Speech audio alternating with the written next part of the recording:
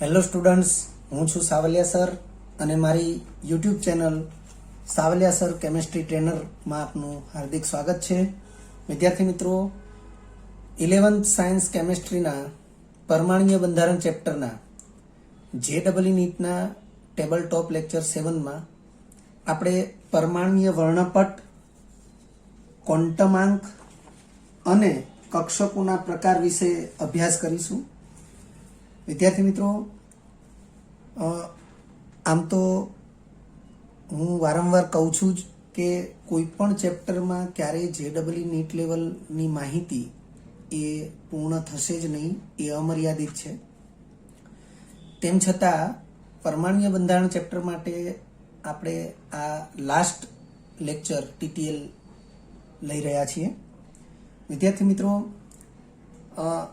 આ પહેલાનો જે આપણે છઠ્ઠો લેક્ચર TTL 6 જે અભ્યાસ કર્યો એમાં હાઇડ્રોજનની આયનીકરણ એન્થાલ્પી વિશે અભ્યાસ કરેલો અને નીલ બોરના પરમાણ્વીય નમૂનાની જે અભિધારણાઓ છે એમાં બીજા નંબરની, ત્રીજા નંબરની અને ચોથા નંબરની અભિધારણા વિશે પણ આપણે અભ્યાસ કર્યો હતો.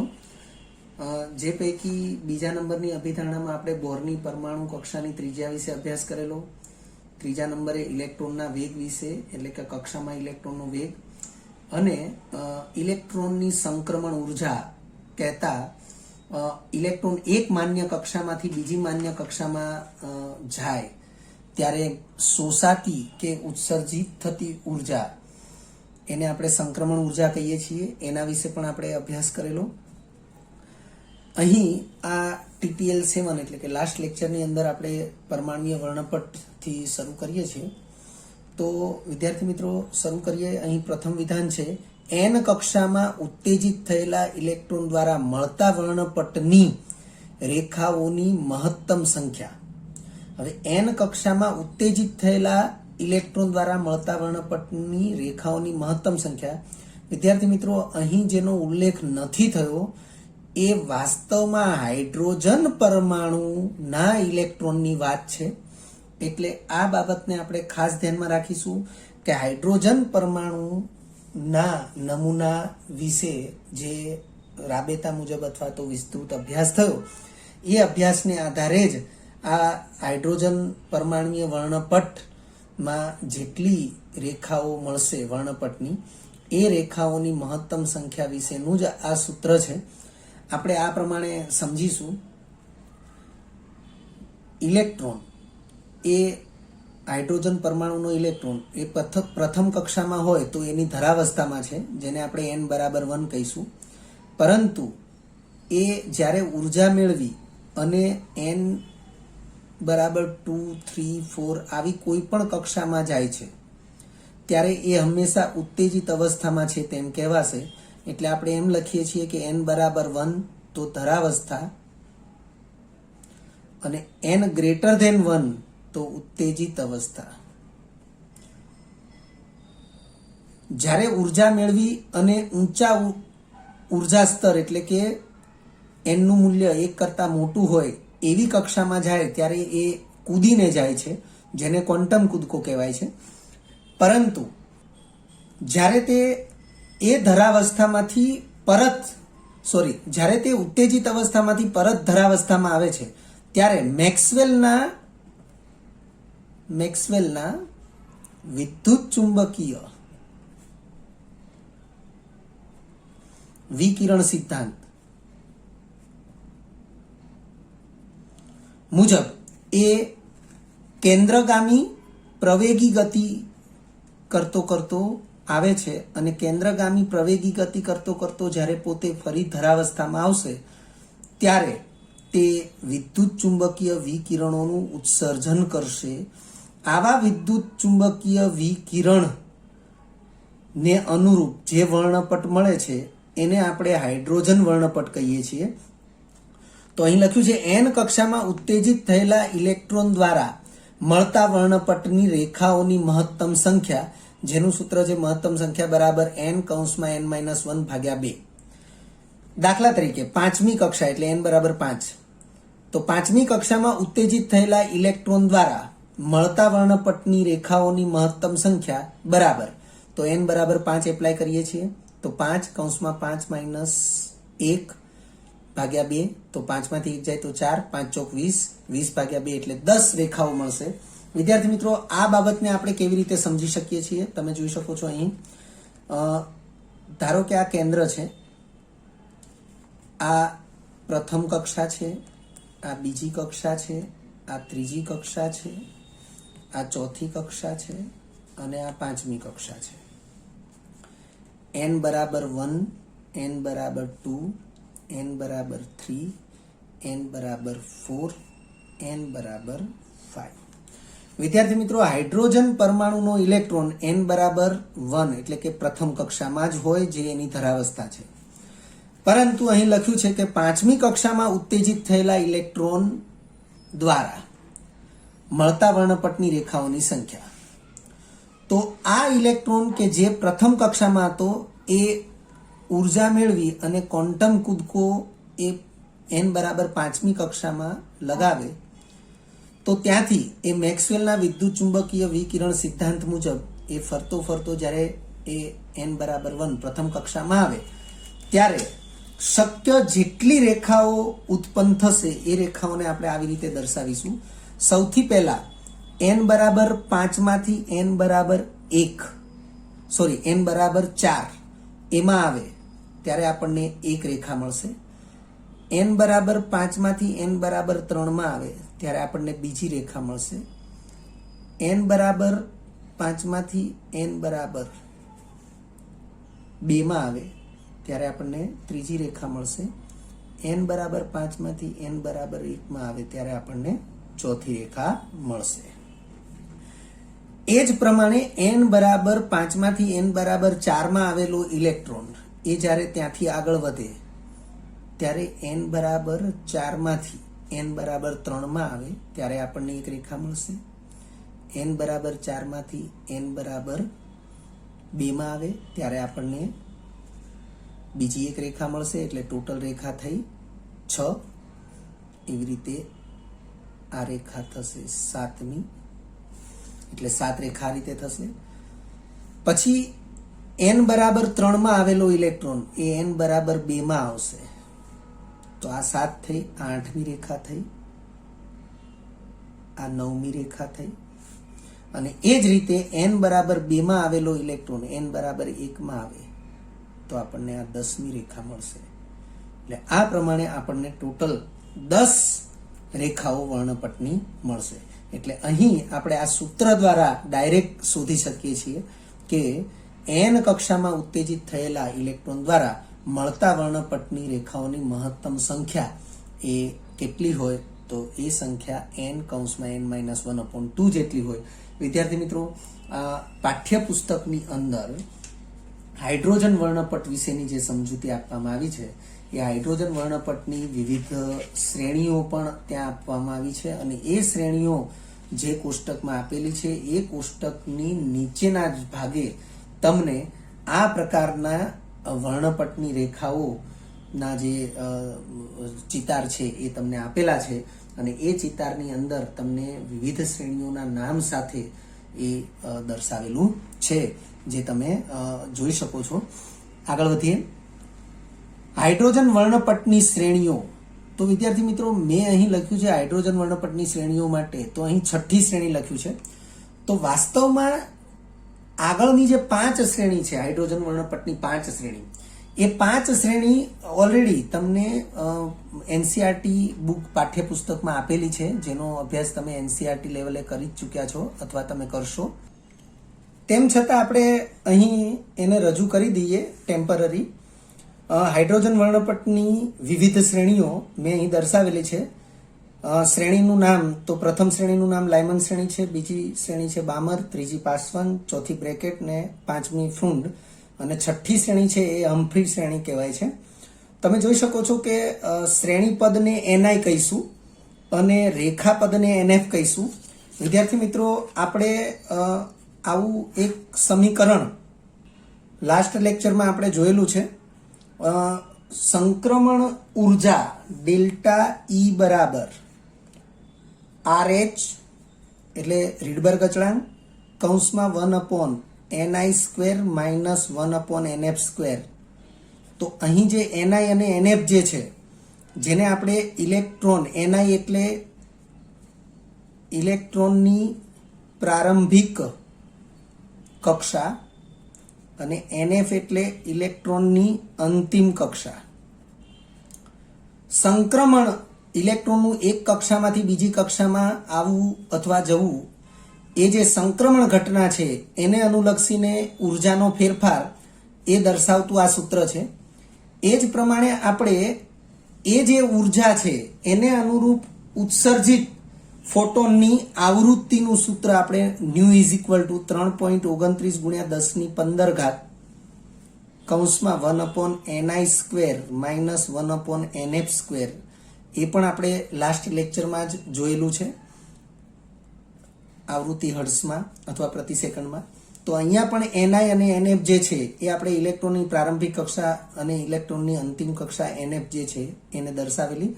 અને એ જ બાબત એ હાઇડ્રોજન વર્ણપટની જે વિવિધ શ્રેણીઓ છે એમાં ni એટલે શ્રેણીપદ છે, જે અહીંયા ઇલેક્ટ્રોનની પ્રારંભિક કક્ષા છે એને શ્રેણીપદ તરીકે લેવામાં આવે છે, અને ઇલેક્ટ્રોનની અંતિમ કક્ષા જે છે nf એને અહીં રેખાપદ તરીકે લેવામાં આવે છે. આ બાબતથી આપણે પરિચિત રહેવું જરૂરી છે. તો તમે જોઈ શકો છો કે શ્રેણીપદ જે છે એની સાપેક્ષે રેખાપદ એક અંક વધુથી જ શરૂ થાય છે અને બધા પૂર્ણાંક જ છે. જેમ કે શ્રેણીપદ 1 હોય તો રેખાપદ 2, 3, 4 એવી રીતે, એટલે કે રેખાપદનું ન્યૂનતમ મૂલ્ય આની સાપેક્ષે એક મૂલ્ય વધારે એ રીતે છે. જેમ કે શ્રેણીપદ 2 છે બામર શ્રેણી માટે, તો રેખાપદ 3 થી શરૂ થશે, 3, 4, 5 એ રીતે. અને પાસવન શ્રેણી માટે શ્રેણીપદ 3 છે તો રેખાપદ 4, 5, 6 એ રીતે છે. બ્રેકેટ શ્રેણી માટે શ્રેણીપદ 4 છે તો રેખાપદ એ 5, 6, 7 એવી રીતે છે. ફ્રુન્ડ શ્રેણી માટે શ્રેણીપદ 5 છે તો રેખાપદ 6, 7 એ રીતે છે. આ વર્ણપટનો વિસ્તાર છે, તમે જોઈ શકો છો. લાયમન શ્રેણી તો વર્ણપટ જાંબલી વિસ્તારમાં મળશે. બામર શ્રેણી તો વર્ણપટ દ્રશ્યમાન વર્ણપટ મળશે, એટલે કે જાનીવાલી પીનારા વિસ્તારનો વર્ણપટ મળશે. પાસવન, બ્રેકેટ, ફ્રુન્ડ અને આ જે હમ્ફી શ્રેણી છે એ બધી જ પારરક્ત વિસ્તારમાં મળશે. તો આ જે શ્રેણી છે એ શ્રેણીનો અભ્યાસ તમે એનસીઆરટી બોર્ડ લેવલે પણ કરવાના છો અથવા કર્યો હશે. પરંતુ અહીં છઠ્ઠી શ્રેણી કે જે એનસીઆરટી બોર્ડ લેવલે ઉલ્લેખનીય નથી, એ છઠ્ઠી શ્રેણી જે છે એ છે હમ્ફી શ્રેણી, જેમાં શ્રેણીપદ ni એનું મૂલ્ય 6 છે અને શ્રેણી રેખાપદ nf એના મૂલ્ય 7, 8, 9 એ રીતે છે. કોઈ પણ શ્રેણી માટે મહત્તમ તરંગ લંબાઈ lambda maximum is equal two, વિદ્યાર્થી મિત્રો આ સૂત્રને આપણે સ્વીકારીશું.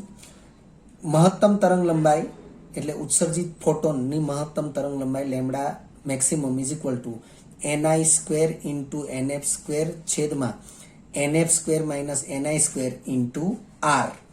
r એટલે RH, રીડબર્ગ અચળાંક. આપણે એને RH તરીકે પણ દર્શાવી શકીએ. આપણે અગાઉ RH લીધેલું છે તો આપણે અહીં પણ આપણે RH જ લઈશું. જ્યાં nf બરાબર ni+1, ni+1 એટલે કે શ્રેણીપદમાં એક ઉમેરીએ એટલો nf લઈએ તો આપણને મહત્તમ તરંગ લંબાઈ ધરાવતા ફોટોનનું ઉત્સર્જન જોવા મળશે.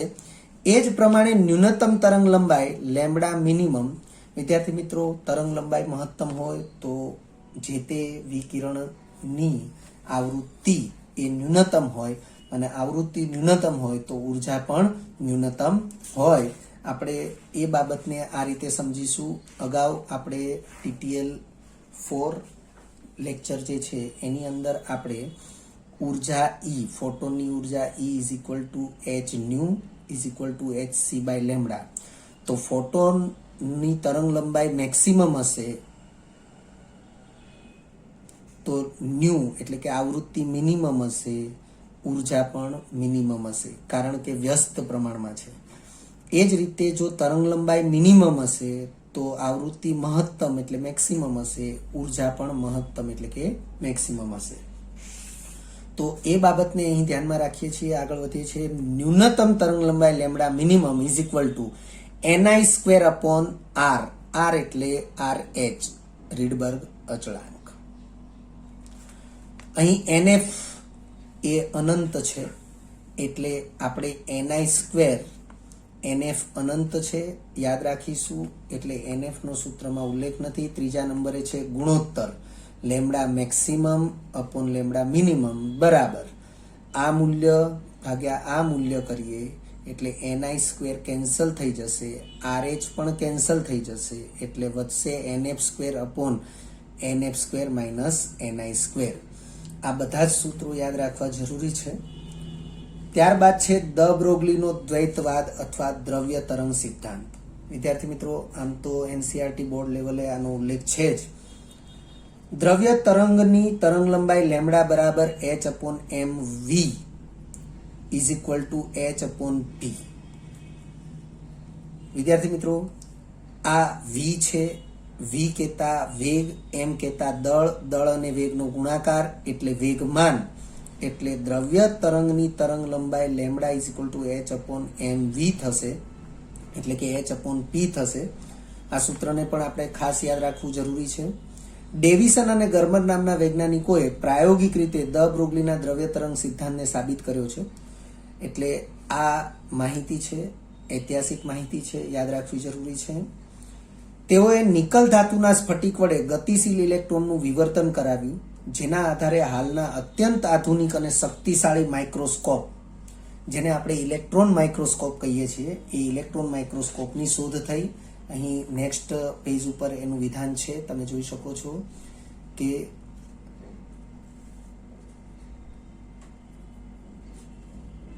તેઓએ એટલે કે ડેવિસન અને ગર્મર નામના વૈજ્ઞાનિકોએ પ્રાયોગિક રીતે દ બ્રોગલીના દ્રવ્ય તરંગ સિદ્ધાંતને સાબિત કર્યો.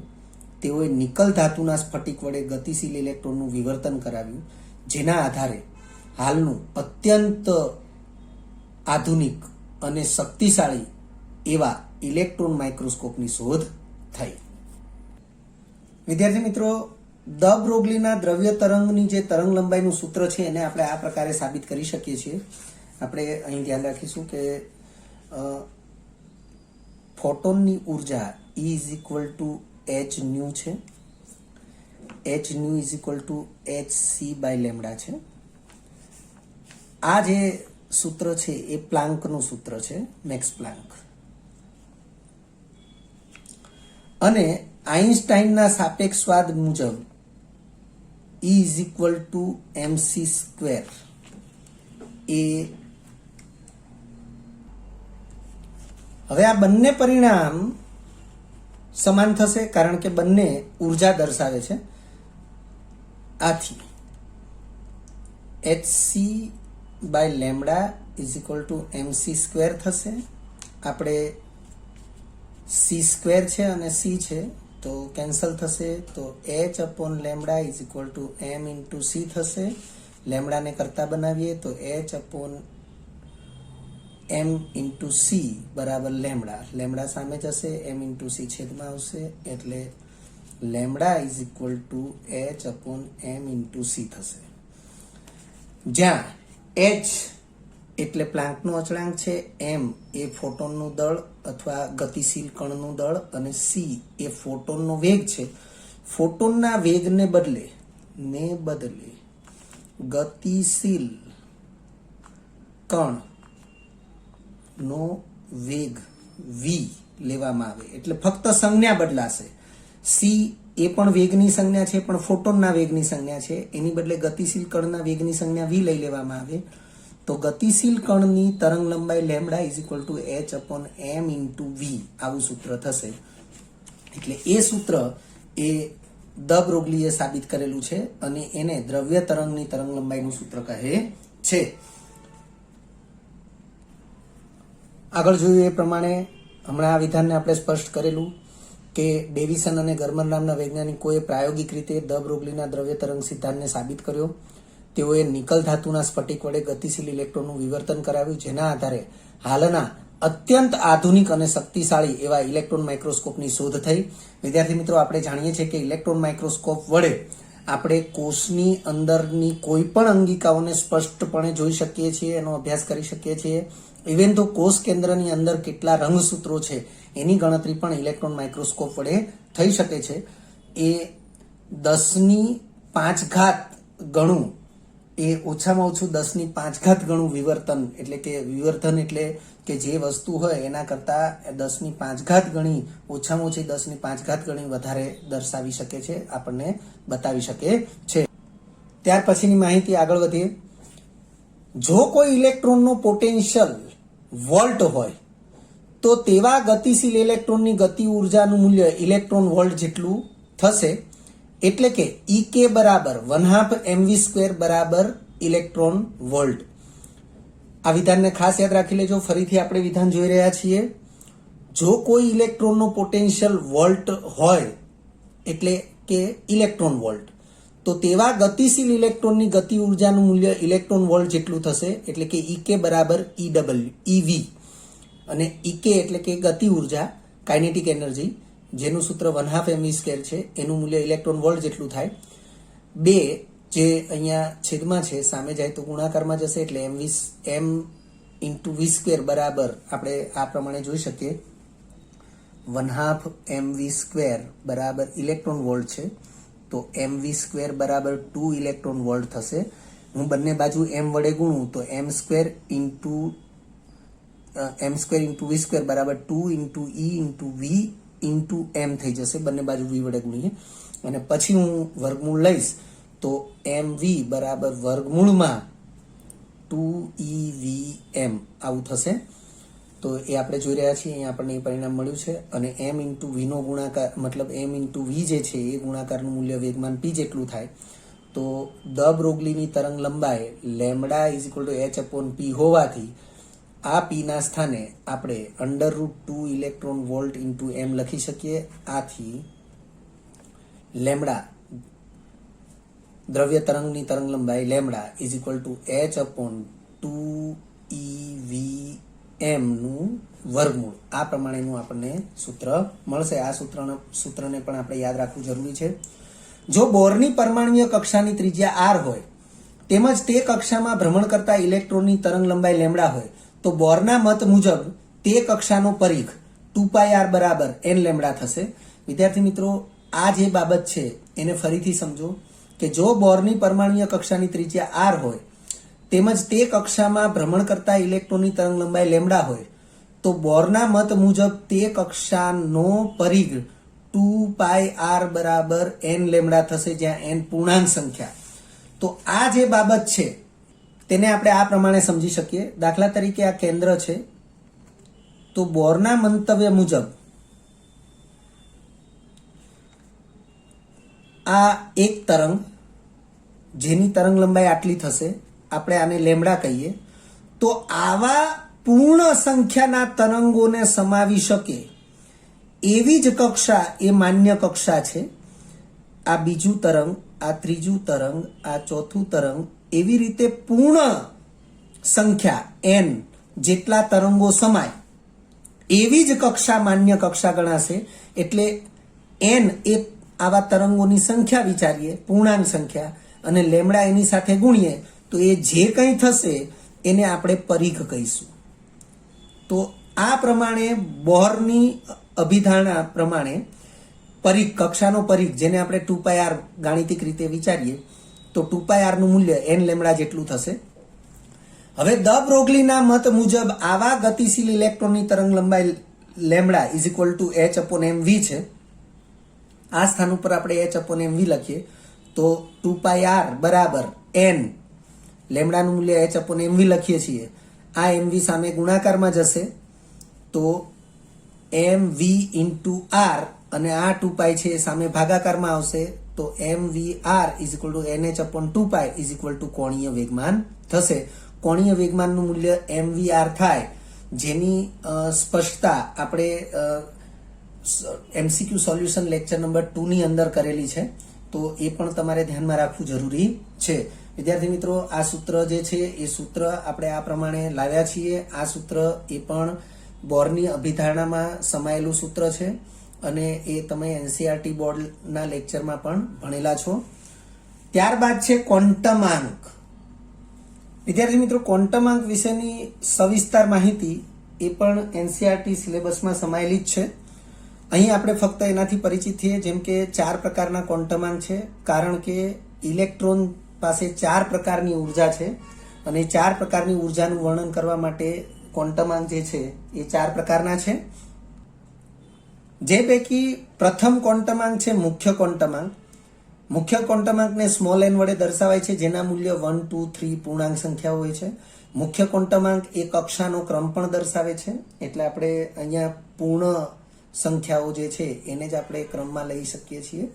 કોણીય વેગમાન ક્વોન્ટમાંક, જેને એઝીમ્યુથલ ક્વોન્ટમાંક પણ કહે છે, જેને સ્મોલ l વડે દર્શાવાય છે, એનું મૂલ્ય 0 થી શરૂ થાય છે. વિદ્યાર્થી મિત્રો, આ બાબતને ખાસ યાદ રાખજો. 0 થી શરૂ થાય છે. 0, 1, 2, 3 અપ ટુ ક્યાં સુધી? તો n-1 સુધી. દાખલા તરીકે મુખ્ય ક્વોન્ટમાંકનું મૂલ્ય 3 હોય. આપણે અહીં જોઈ લઈએ. દાખલા તરીકે મુખ્ય ક્વોન્ટમાંક n બરાબર 3 હોય તો l નું મૂલ્ય 0, 1 અને 2 જ થશે, એટલે કે આટલા મૂલ્ય જ થશે. તમે જોઈ શકો છો આ કિંમતો n બરાબર 3 છે, તો n બરાબર 3 ને અહીંયા એપ્લાય કરીએ તો 3 માંથી 1 જાય તો 2, એટલે કે 0 થી શરૂ કરીને ક્યાં સુધી જવાનું? તો 0 થી શરૂ કરીને 2 સુધી જવાનું. એટલે કોણીય વેગમાન ક્વોન્ટમાંકનું મૂલ્ય 0, 1 અને 2 થશે. એ તમે અહીંયા જોઈ શકો છો. ફરીથી જુઓ, કોણીય વેગમાન ક્વોન્ટમાંક સ્મોલ l, એનું મૂલ્ય 0, 1 અને 2 છે. વિદ્યાર્થી મિત્રો, તમે એ પણ જોઈ શકો છો કે મુખ્ય ક્વોન્ટમાંકનું મૂલ્ય 3 છે, તો કોણીય વેગમાન ક્વોન્ટમાંકના મૂલ્યોની સંખ્યા 3 છે. 1, 2 અને 3 મૂલ્યો મળે છે. જેમ કે હું n બરાબર 4, મુખ્ય ક્વોન્ટમાંકનું મૂલ્ય 4 લઉં તો કોણીય વેગમાન ક્વોન્ટમાંકના મૂલ્યો 0, 1, 2 અને 3 મળશે, કારણ કે 0 થી શરૂ કરવાનું, પરંતુ n-1 એટલે કે 4 અહીંયા લખીએ તો 4 માંથી 1 જાય એટલે 3, એટલે 3 સુધી જવાનું. તો તમે જોઈ શકો છો કે કોણીય વેગમાન ક્વોન્ટમાંકના મૂલ્યોની સંખ્યા એ કેટલી થાય છે? તો 4. એટલે કે કોણીય વેગમાન ક્વોન્ટમાંકના મૂલ્યોની સંખ્યા એ હંમેશા n જેટલી હોય છે. એ બાબતને પણ આપણે ધ્યાનમાં રાખીશું. ત્યારબાદ છે ઇલેક્ટ્રોનનું કક્ષીય કોણીય વેગમાન. વિદ્યાર્થી મિત્રો, આ સૂત્ર જે છે એ સૂત્રને યાદ રાખવું જરૂરી છે. આના પર MCQ પૂછાતા હોય છે. ઇલેક્ટ્રોનનું કક્ષીય કોણીય વેગમાન બરાબર h/2π √l(l+1). ત્યારબાદ છે ચુંબકીય ક્વોન્ટમાંક ત્રીજા નંબરે, જેને સ્મોલ m અથવા સ્મોલ m અને એની બાજુમાં નીચેની સાઈડ સ્મોલ l તરીકે દર્શાવાય છે, જેનું મૂલ્ય +l થી શરૂ કરી 0 થી -l સુધી. આ વિદ્યાર્થીઓ આપણે જેમ કે આપણે વિચારીએ, દાખલા તરીકે l બરાબર 2 લઈએ તો ml ના મૂલ્યો +2, +1, 0, -1, -2 આ રીતે થશે. વિદ્યાર્થી મિત્રો, આપણે આને -2, -1, 0, +1, +2 આ રીતે પણ લખી શકીએ છીએ, પરંતુ આપણે યાદ રાખીશું કે ml ના મૂલ્યો એ l ના આધારે પૂર્ણાંક સંખ્યાઓ જ છે. +l થી શરૂ કરી 0 થી -l સુધી, અથવા -l થી શરૂ કરી 0 થી +l સુધી, આ પ્રકારે હશે. ત્યારબાદ છે સ્પિન ક્વોન્ટમાંક. સ્પિન ક્વોન્ટમાંકનું મૂલ્ય હંમેશા ±1/2 છે, +1/2 અથવા -1/2 એ રીતે છે. ઇલેક્ટ્રોનનું અક્ષીય કોણીય વેગમાન, જેમ આ કક્ષીય કોણીય વેગમાન છે, કક્ષીય કોણીય વેગમાનનો મતલબ થાય ઇલેક્ટ્રોન કક્ષામાં ભ્રમણ કરતો હોય એને અનુલક્ષીને કોણીય વેગમાન, અને અક્ષીય એનો મતલબ ઇલેક્ટ્રોન, આ ઇલેક્ટ્રોન છે અને ઇલેક્ટ્રોન પોતાની ધરી ઉપર ભ્રમણ કરે, અક્ષ એટલે ધરી, તો અક્ષીય કોણીય વેગમાન એનું સૂત્ર છે h/2π √s(s+1). બંને સૂત્રો સમાન છે. કક્ષીય કોણીય વેગમાન માટે કોણીય વેગમાન ક્વોન્ટમાંક l ના મૂલ્યનો ઉપયોગ થાય છે, અને અક્ષીય કોણીય વેગમાન માટે સ્પિન ક્વોન્ટમાંક s નો ઉપયોગ થાય છે. પરમાણુની મહત્તમ સ્પિનનું મૂલ્ય =1/2 ગુણ્યા અયુગ્મિત ઇલેક્ટ્રોનની સંખ્યા. વિદ્યાર્થી મિત્રો, આ સૂત્રને પણ યાદ રાખજો. કોઈ પણ પરમાણુમાં મહત્તમ સ્પિનનું મૂલ્ય કેટલું હશે? તો 1/2 ગુણ્યા અયુગ્મિત ઇલેક્ટ્રોનની સંખ્યા. કક્ષકોમાં જે અયુગ્મિત ઇલેક્ટ્રોન હોય એની સંખ્યા, એને 1/2 વડે ગુણીએ તો એટલું મહત્તમ સ્પિનનું મૂલ્ય થશે. ત્યારબાદ છે કક્ષકોના પ્રકાર. વિદ્યાર્થી મિત્રો, કક્ષકોના પ્રકાર અને એની સાથે એના આકાર વિશે પણ અહીંયા ચર્ચા કરેલી છે. કક્ષકો 4 પ્રકારની છે, S, P, D અને F. વિદ્યાર્થી મિત્રો, તમે કદાચ જાણતા હોય કે આવર્ત કોષ્ટક આવર્ત કોષ્ટક જે છે એ પણ 4 વિભાગમાં વિભાજિત છે, એસ વિભાગ, પી વિભાગ, ડી વિભાગ અને એફ વિભાગ. તો એ જે આવર્ત કોષ્ટકના વિભાગ છે એ કક્ષકોના પ્રકારને આધારે પાડવામાં આવેલા છે. કોઈ પણ તત્વનો અંતિમ ઇલેક્ટ્રોન જે કક્ષકમાં ગોઠવાયેલો હોય એના આધારે તે તત્વને આવર્ત કોષ્ટકના તે વિભાગ એસ વિભાગ, પી વિભાગ, ડી કે એફ વિભાગમાં ગોઠવવામાં આવ્યો હોય છે. એસ કક્ષક જેનો આકાર ગોળાકાર ગોળ દડા જેવો આકાર છે. પી કક્ષક એ 3 પ્રકારની છે, પીએક્સ, પીવાય અને પીઝેડ, જેનો આકાર ડમ્બેલ આકાર હોય છે. ડમ્બેલ આપણે જેમ કસરત કરવાનું ડમ્બેલ જે છે જેમાં 2 વ્હીલ હોય અને એ વ્હીલ વજનદાર વ્હીલ અને એની વચ્ચે આ પ્રમાણે એક નળાકાર હોય જેને આપણે હોલ્ડ કરી અને એને લિફ્ટ કરતા હોઈએ છીએ. પરંતુ અહીં ડમ્બેલ જે છે એ ડમ્બેલ આપણે આ પ્રકારના વિચારીશું. વાસ્તવમાં ડમ્બેલ એ 2 ગોળા જેવા છે જેને લોબ કહેવામાં આવે છે અને એ 2 લોબ એકબીજાને જે એક બિંદુએ સ્પર્શેલા હોય છે તો એ પ્રકારના ડમ્બેલ આકાર હોય છે. પીએક્સ, પીવાય, પીઝેડ આ બંને લોબ જે છે એના કેન્દ્રોમાંથી પસાર થતી અક્ષ એ એક્સ અક્ષ ઉપર ગોઠવાયેલી હોય તો એને પીએક્સ કહેવાશે, વાય અક્ષ ઉપર ગોઠવાયેલી હોય તો એને પીવાય કહેવાશે અને ઝેડ અક્ષ ઉપર ગોઠવાયેલી હોય તો એને પીઝેડ કહેવાશે. એટલે પી કક્ષકો 3 પ્રકારની છે. એવી રીતે ડી કક્ષકો જે છે એ 5 પ્રકારની છે. D X Y, D Y Z, D Z X, D X square minus Y square અને ડી ઝેડ સ્ક્વેર એ ડબલ ડમ્બેલ આકારની છે. વિદ્યાર્થી મિત્રો, અહીં આપણે ફક્ત માહિતી જ મેળવી રહ્યા છીએ.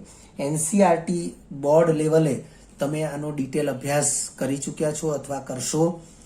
એવી રીતે એફ કક્ષક જે છે એના જે પ્રકાર છે એ પ્રકાર એ ક્યાંય ઉલ્લેખ કરેલો નથી, પરંતુ આપણે અહીં માહિતી મેળવી લઈએ. એફ કક્ષકો જે છે એ 7 પ્રકારની છે. એફ એક્સ કૌંસમાં X square minus Y square, F Y કૌંસમાં X square minus Y square, F Z કૌંસમાં X square minus Y square, F X Y Z, F Z cube, F Y Z square, F X Z square. વિદ્યાર્થી મિત્રો, એક છે તરંગ યંત્ર શાસ્ત્ર.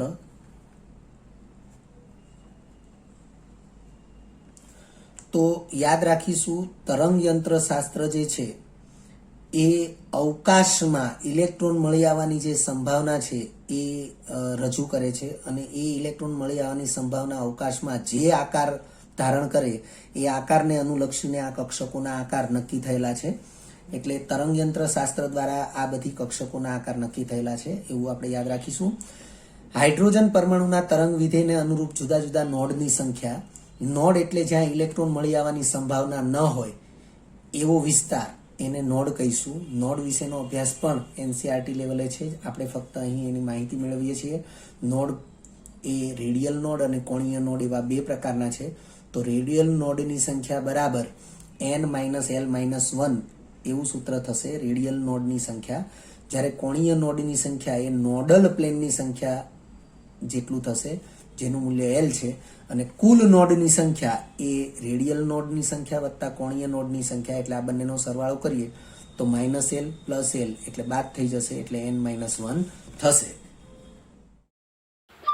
વિદ્યાર્થી મિત્રો, જો તમને આ વિડીયો લેક્ચર ગમ્યો હોય તો લાઇક આપજો, શેર કરજો અને સબસ્ક્રાઇબ પણ કરજો. અગાઉના લેક્ચરનું રિવિઝન અને પાઠ્યપુસ્તકનું વાંચન કરતા રહેજો. આ લેક્ચર અંગે કોઈ પણ ડિફિકલ્ટી હોય તો મને વોટ્સઅપ કરી શકાય. આભાર. ફરી મળીશું નવા વિડીયો લેક્ચરમાં.